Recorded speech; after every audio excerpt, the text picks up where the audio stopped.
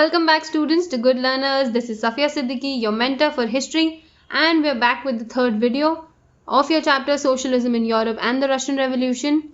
Let's begin. So students, in the last video we saw the overall conditions in Russia and how it was on the brink of a revolution. Well, now let's focus on the very absolute events that led to the February Revolution. Now we're talking about the winters of the year 1917. And if we look at the geography, on the left bank of river Neva, there were all the official buildings and Duma. Whereas on the right hand side, right bank of the river, there were workers' quarters situated. Now the situation was that the Tsar wanted to dissolve the Duma, but the parliamentarians obviously opposed it. As a revolt, on 22nd February, women initiated strikes all over Russia and the news spread around. This also came to be known as the International Women's Day.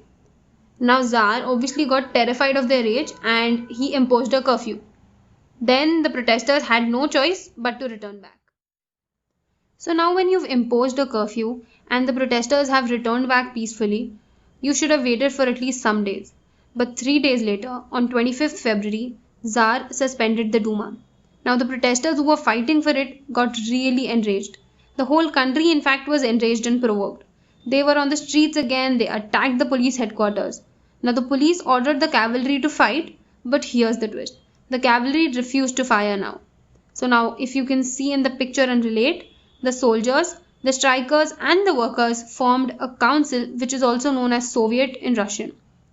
So now the soldiers with the strikers and the workers formed the Petrograd Soviet. Now the Petrograd Soviet went to meet the Tsar to have a discussion. The Tsar consulted his team about what should be done and they advised him to step down. So finally, the Tsar abdicated.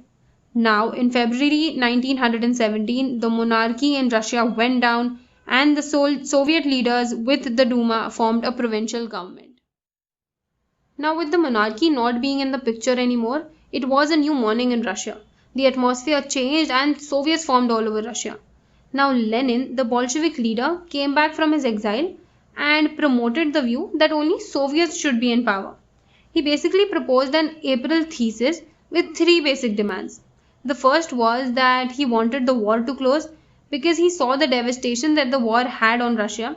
The second demand was that he wanted the land to be given back to the peasants. And the third demand was that he wanted the banks to be nationalized. Quite basic things. He also wanted the Bolshevik party to be renamed as the Communist Party. Now see, the government had changed but the conditions did not. The Bolsheviks promised equal rights and better conditions, and so the Bolsheviks became popular amongst the masses because Lenin also promoted these ideas and so they became popular, and the provincial government became unpopular. The provincial government wasn't going to stay silent about this, right? So they took stern measures against the Bolsheviks and the Bolsheviks went in hiding. Now, the peasants and the social revolutionaries were also quite active in Russia at that time. They started seizing and redistributing the lands from the upper class. And this was the overall condition in Russia right now. The Bolsheviks becoming popular, provincial government fighting against it, and the peasants and social revolutionaries working together. Now we talk about another important event, that is the October Revolution of 1917. Now we all know that the tension between the Bolsheviks and the provincial government was really increasing. Now Lenin and the provincial government both were pre-planning their actions, right? Lenin thought that the provincial government would force a dictatorship and so he planned an uprising. Yes, Lenin was moving a step forward. Now in October, Petrograd Soviet with the Bolsheviks formed the Military Revolutionary Committee. What did they form? The Military Revolutionary Committee, headed by Leon Trotsky. And obviously they were planning an uprising. On 24th October, the PM sent troops to guard the Winter Palace, and now in response, the Military Revolutionary Committee seized the government offices and arrested ministers. The pro-government people supported the government and fought against the Military Revolutionary Committee. All this fighting started in October, and by December 1917, the Bolsheviks got control of the Moscow-Petrograd area. Now a lot of things changed after Bolsheviks took control. They were quite clear since the beginning that they were against private property, and that's how they declared land as social property. By November 1917, they started nationalizing banks and industries, and they renamed themselves as the Russian Communist Party. In January 1918, they also introduced new uniforms to, instill a sense of unity amongst the Bolsheviks. And now this is important, wherein in March 1918, they made peace with Germany at Brest-Litovsk, and this marked the end of Russia's participation in World War I. Now, did you notice something? Do you remember the April thesis by Lenin that we spoke of? Whatever Lenin proposed in his thesis, he made sure that he lived up to it.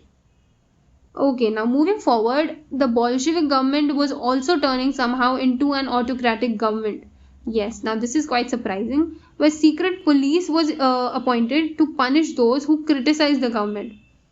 Now, artists and workers wrote against the atrocities. Obviously, where there's injustice, writers and artists voice up their opinions, right? And this was happening in Russia at that time too.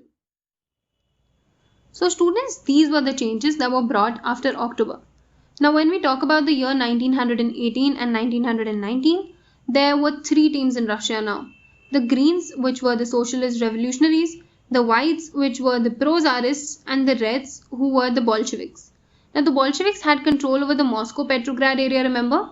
Yes. The Greens and the Whites, on the other hand, controlled the maximum areas of Russia.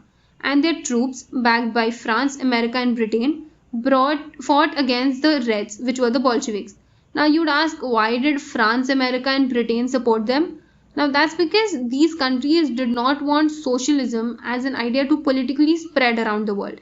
And so they wanted to stop the Bolsheviks. Now with all this, there was a havoc in Russia.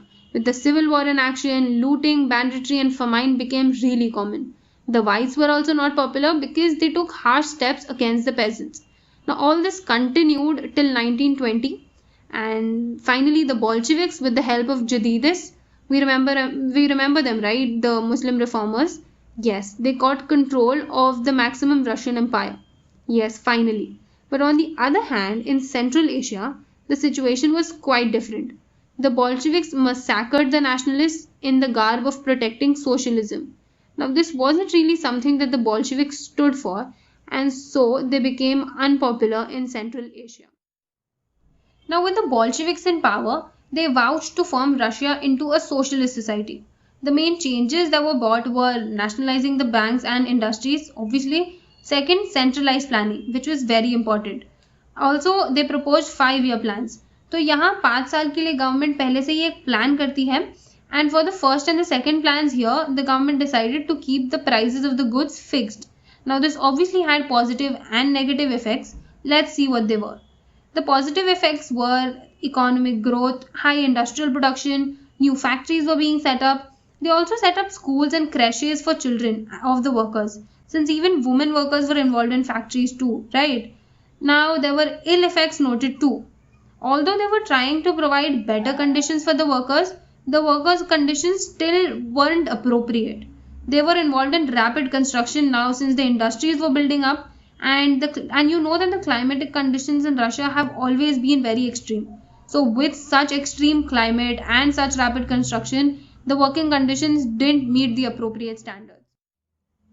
Now students, we welcome a new person in the picture, and that's Stalin, who became the leader of the Bolsheviks after Lenin.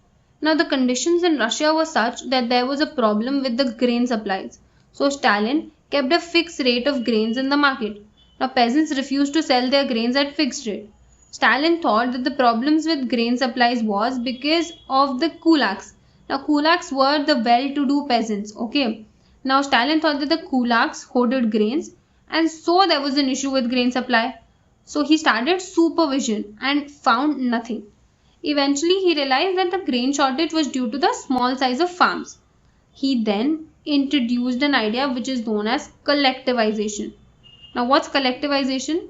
So the idea behind collectivization was to take away lands from the kulaks and transfer control to the states. Now people did not like Stalin's collectivization and resisted.